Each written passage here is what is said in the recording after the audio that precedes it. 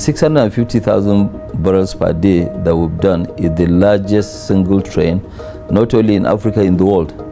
And we just wanted to make a point. And just imagine for a second, what if the world's largest single train refinery wasn't in Lagos?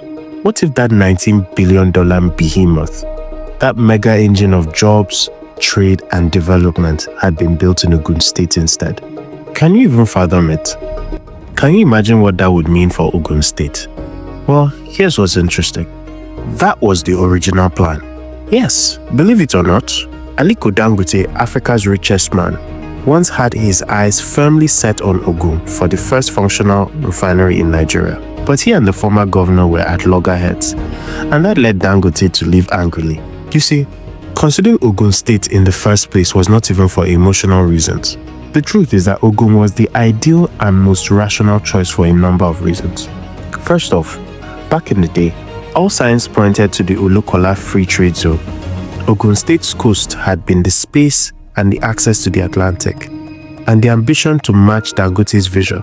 The Olokola Zone, straddling both Ogun and Ondo states, was earmarked to be the next big industrial hub, a Nigerian Dubai in the making, and at the center of it, Dangote's refinery. It was the perfect plan. But then, Ogun never hosted the refinery again. That leads us to one question. What exactly went wrong? Well, it wasn't technical issues. Neither was it a lack of funding. I mean, we're talking about Aliko Dangote. It also definitely wasn't a change of heart. No. What killed the Ogun refinery dream was something far more familiar in Nigeria.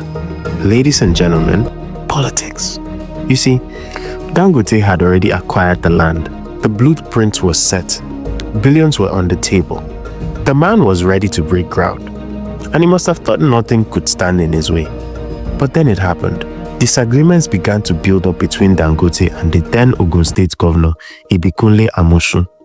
Are they ready to have it on record that the factory we are visiting now, Itori, it was because of His Excellency that we came back.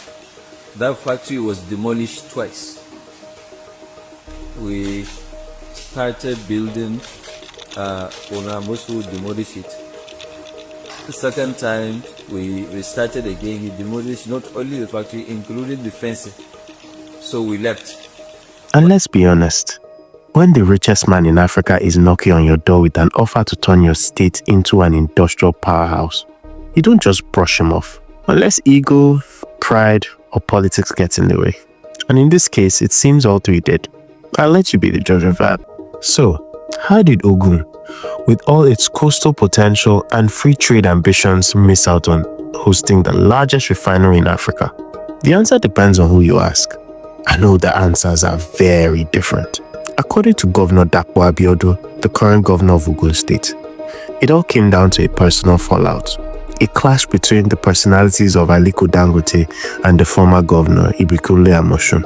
Imagine that, one of the biggest industrial projects in Africa, gone.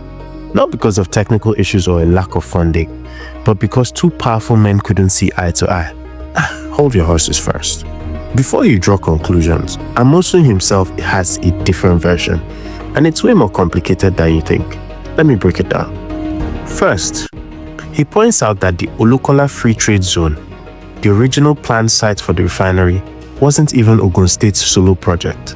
It was a joint venture with the federal government owning 51%, Ogun and Ondo states holding 14.5% each, and the remaining 20% in the hands of private investors. When Dangote bought out that 20%, he became a major player. Sure, but Ogun State, they were still a minority stakeholder. According to Amosun, there wasn't much he could do on his own, even if he wanted to. That said, he insists he bent over backwards to make the deal work. He claims he gave up 10,000 acres of land just for the project. He brought in Dapo Abiodun himself, yes, before he became governor, along with Kemi Adeosun, who was then Commissioner for Finance, to represent Ogun's interests. Not only that, he even brought in some heavy hitters to help smooth things over. Former President Olusegun Obasanjo and Oba Sikiru Adetola. That's not exactly the move of a man trying to sabotage anything, right? But then came the sticking point.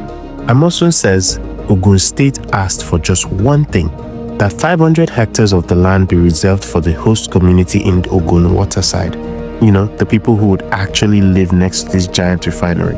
Now, if you think about it, it wasn't a crazy demand. It was about making sure locals got something out of the deal. Land, jobs, opportunities. But somehow, that didn't sit well with Dangote. Maybe it was one request too many. Maybe it made him question how easy or difficult working with Ogun would be in the long run. Whatever it was, that was it. Dangote packed up and moved the entire refinery project to Lagos. And Lagos? Lagos was ready as always. They had the Lekki Free Trade Zone, the seaport, the roads, the incentives, everything he needed to hit the ground running. No drama, no back and forth. They practically rolled out the red carpet. Today, the refinery is there, not in Ogun. Thousands of jobs, billions in investment, and a brand new industrial hub, all sitting pretty in Lagos. Meanwhile, Ogun is left wondering what could have been. And you have to ask, if things had played out just a little differently, if the egos had been kept in check, if the politics had been put aside, would Ogun be the one cashing in on the biggest industrial project in Africa? Well, let's be honest. Lagos hit the jackpot with the Dangote refinery, like full-on lottery win. Now, what does hosting Africa's largest refinery actually mean for Lagos? For starters, jobs. We're talking thousands of them. From engineers to drivers, to welders, caterers, you name it. The entire Lekki axis turned into a buzzing construction zone, and that activity pumped serious money into local communities. Small businesses, they started thriving. Real estate, prices shot up. Infrastructure, the government had to step in with roads, bridges, and all the bells and whistles just to keep up with the place. And let's not even talk about the long-term money. The refinery isn't just some local fuel pump. It's a game changer for Nigeria's economy. It has the potential to drastically cut down our reliance on imported fuel, keep more money in the country, and maybe, just maybe, fix this never-ending fuel scarcity problem. And Lagos is right there, front and center, soaking up the spotlight and the benefits. Then there's the Lekki Free Trade Zone itself, which has exploded in value. The refinery made it a hotbed for investment, local and international. Businesses are lining up to set up shop around the area, hoping to tap into the refinery's ecosystem. It's like Silicon Valley, but for oil and gas. Now, all this being said, if I were you, I wouldn't count Ogun out just yet. After losing the massive Dangote refinery project to Lagos, a move that still stings, Ogun might finally be on the verge of a major comeback. And leading that charge, none other than Governor Dapo Abiodun. What exactly is he doing? Is this just another round of political promises? Or is this something real happening on the ground? To be fair, Abiodun seems to be playing the long game and playing it smart. From the jump, he's made it clear that his vision is to turn Ogun not just into an industrial powerhouse, but the go-to logistics hub in West Africa. Ambitious? Definitely. But considering the state's proximity to Lagos, its coastal access, and the vast land potential, the vision isn't as far-fetched as it might sound. Let's break it down. First off, he's not just talking about industrialization, he's investing in it. As a matter of fact, a huge win for the state came in the form of the Remo Economic Industrial Cluster. That's a $400 million project in partnership with Arise Integrated Industrial Platforms. It's a massive development aimed at drawing in big manufacturing, tech, and logistics players. In other words, it's Ogun's version of Lekki, and Abiodun wants it to compete toe-to-toe. But here's the thing. Attracting business industries isn't just about building factories. You've got to make it easy for investors to set up shop. That's where Abiodun's focus on ease of doing business comes in.